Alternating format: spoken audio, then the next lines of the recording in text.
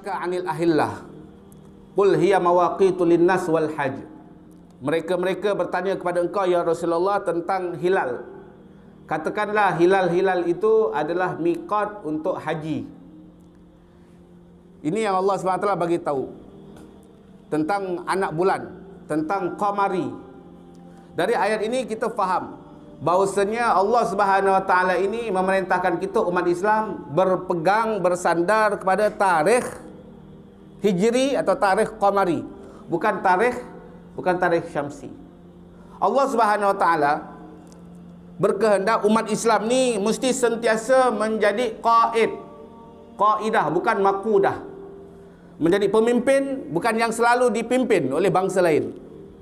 Allah selalu berkehendak umat Islam ini selalu menjadi sayyidah la masudah, menjadi ketua, bukan diketuai oleh bangsa lain.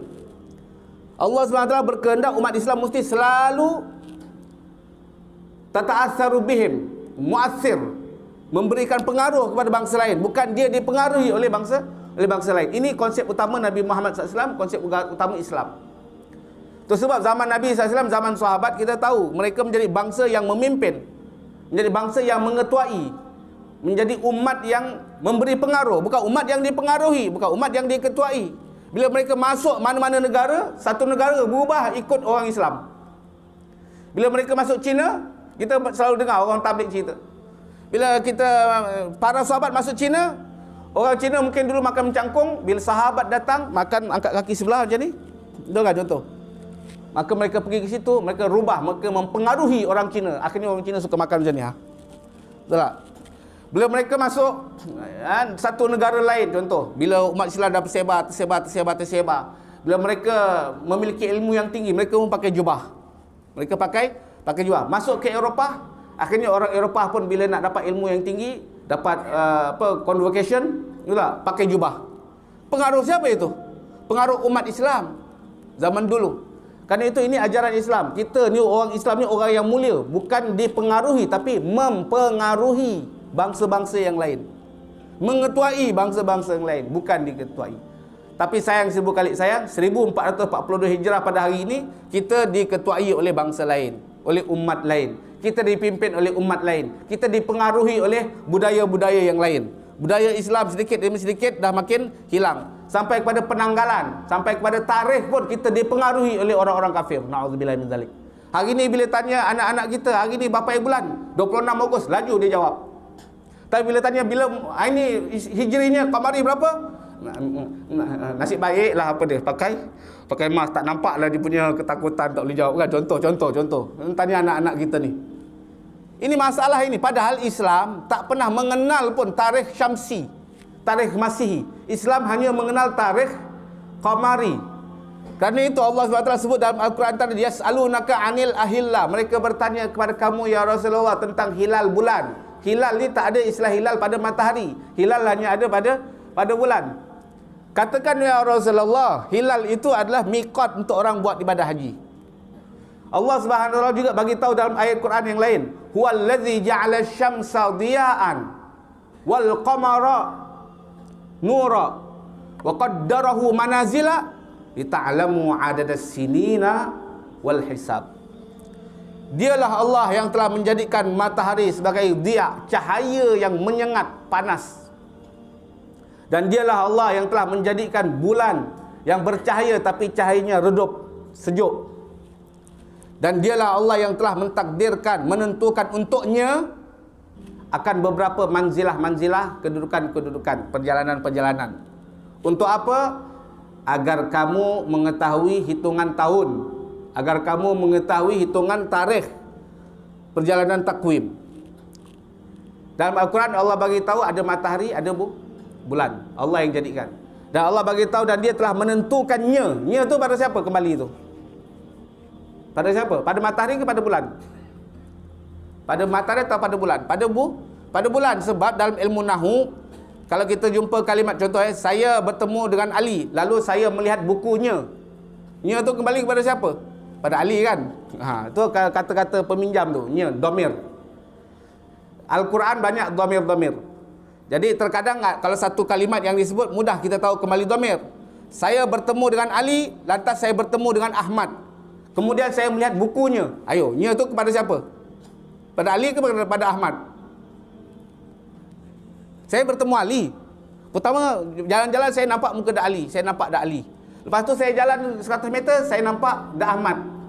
Masih 2 kalimat, saya tambah satu lagi. Kemudian saya nampak Jeffrey. Saya nampak pula lepas tu keretanya. Kereta siapa tu? Cuba. Kereta Jeffrey. Ini kaedah dia dalam ilmu nahwu bahasa Arab. Nya tu yang paling mudah kalau kita bingung nak tahu kembali kepada siapa, kena tengok kepada kalimat paling dekat daripada kalimatnya. Dalam Al-Quran Allah SWT bagi tahu huwallazi ja'ala syamsa, dialah Allah yang telah menjadikan matahari sebagai pemberi cahaya, dan dialah yang menjadikan bulan juga memberikan cahaya yang lembut. Lalu dia menentukan untuknya akan beberapa manzilah-manzilah supaya kamu tahu hitungan tahun. Nya tu kepada siapa? Kepada bulan, kerana dia yang paling dekat daripada kalimatnya.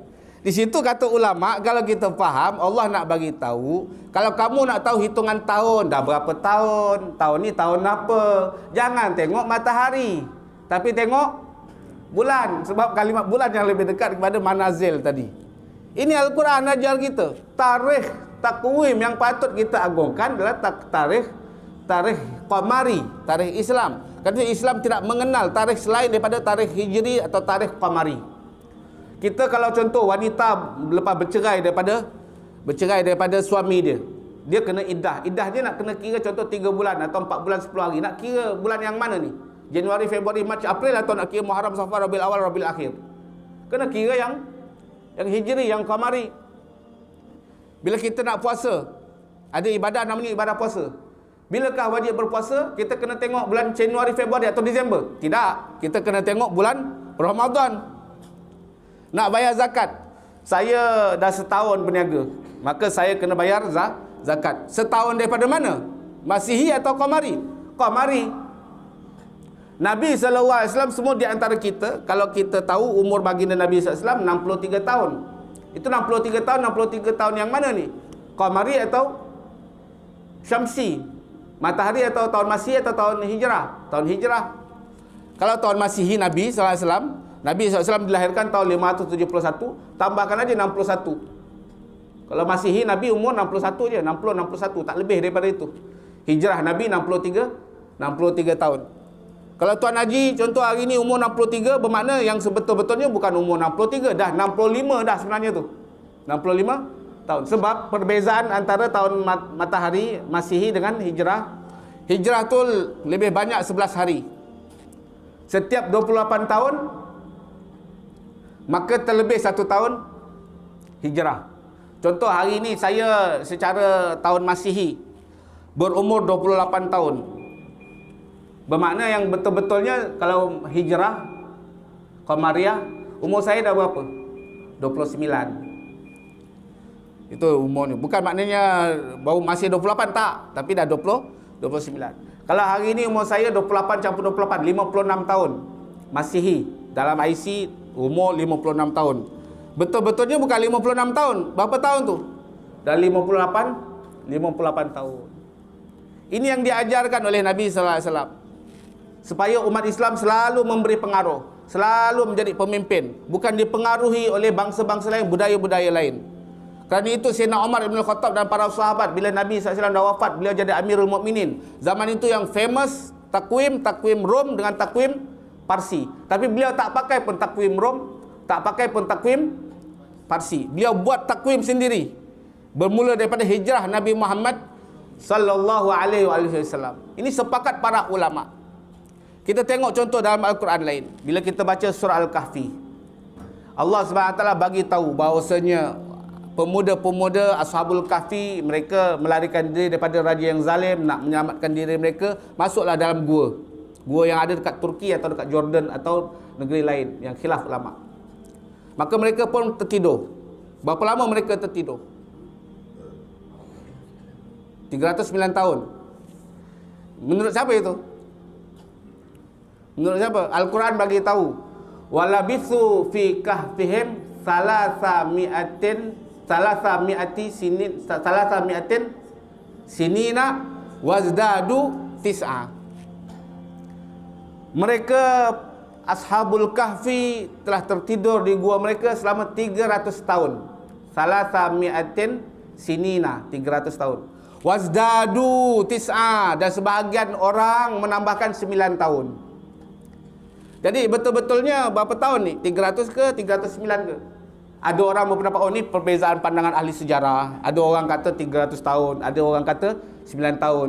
Seperti mana mereka juga berbeza-beza pandangan. Macam kita juga kan, Hang Tuah ni orang Melayu ke orang Cina ke? Ada yang kata orang Cina sebab namanya Hang. Betul tak? Ada orang kata Hang Tuah ni bukan orang Cina, bukan orang Melaka, orang Kedah kata dia sebab Hang, betul tak? Ni perbezaan pandangan.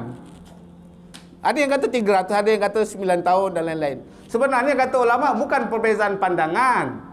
Tetapi kalau kita tengok ahli-ahli kitab, orang Nasrani, orang-orang ahli kitab zaman dulu sampai zaman sekarang, mereka yakin Ashabul Kahfi tertidur di kuburnya 300 tahun.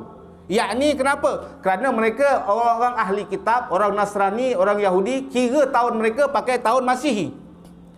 Pakai perjalanan matahari. Tapi Al-Quran seolah-olah nak bagi tahu kita, kita jangan tiru cara orang Yahudi, jangan tiru cara orang Kristian. Hitungan kita, tarikh kita adalah tarikh Qamari. Nabi Muhammad SAW ajarkan kita Qamari. Kerana itu Allah bagi tahu wazdadu tis'a. Kalau 309 itu, itulah kiraan Al-Quran. 9 tahun. Jadi berapa tahun mereka tidur? Kalau Masihi 300 tahun, kalau Qamari 309 tahun.